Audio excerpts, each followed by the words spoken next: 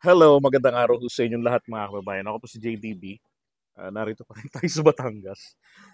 Ganito, meron lang akong nakitang post. Ako talaga naman, nakakasuya po talaga.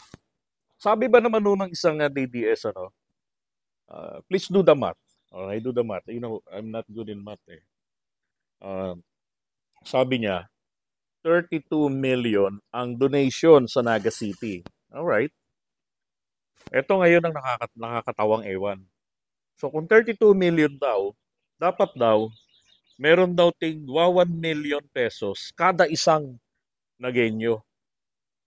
Ano pa, alam nyo, kako, nung nabasa ko kagabi yun, kahit na hilong-hilo na ako sa antok dito sa lamay ng biyanang ko.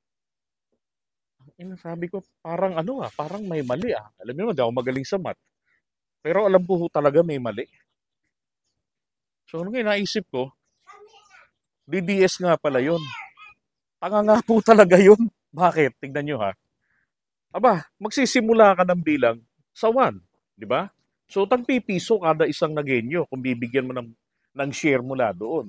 Oh, di ba? Ngayon, kung 32 million, 32 katao lang ang mabibigyan ng tagi 1 million. Kita nyo na, alam nyo, sinasabi ko sa inyo, pag DDS talaga, may sumpa ho yan. No? Sumpa na yata talaga ng katangahan o sadyang pinaninindigan eh. Makasira lang ng imahe ng gobyerno, pilit lang pag-awayin ang mga kakamping na tinutulungan ngayon ng pulahan, 'di ba? Kasi all out support naman ng ating presidente diyan sa Naga. May dapat lang, siya pa rin naman ang presidente sa Naga sa buong Pilipinas kahit hindi siya nanalo sa Kabigulan maliban sa Masbate, 'di ba? Alam naman natin the president is doing good while that the past president is doing shit. Tapos kailangan talaga nilang panindigan yung pagiging, ewan ko ba? Hindi naman ho talagang tanga mga DDS eh. I've been a DDS, kung ganun ang tawag. Di ba? Alam niyo naman, gaano ko talaga katindi mag-support sa dating Pangulong Duterte.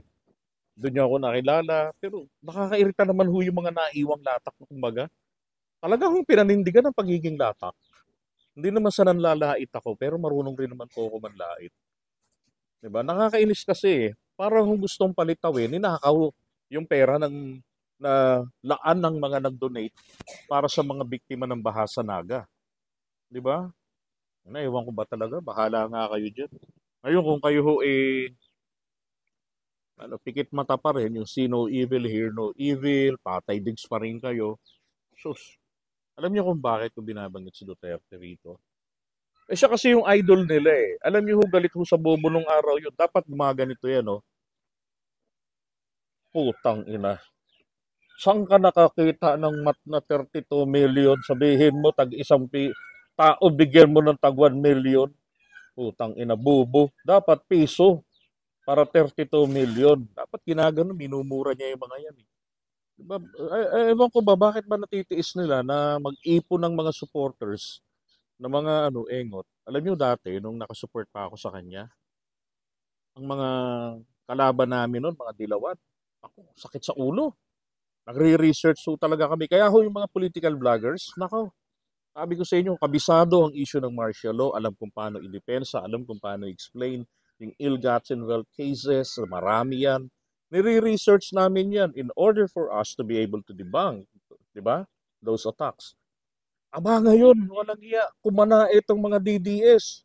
Sus Mariosep, di ba? Pinagmamalaki, gulay ang ulam. Para namang hindi yata ganun lagi. Diba? Ewan ko ba? Sige, bahala na ho kayo. Basta good morning po sa inyo. Kita-kits ulit tayo mamaya. Happy Sunday.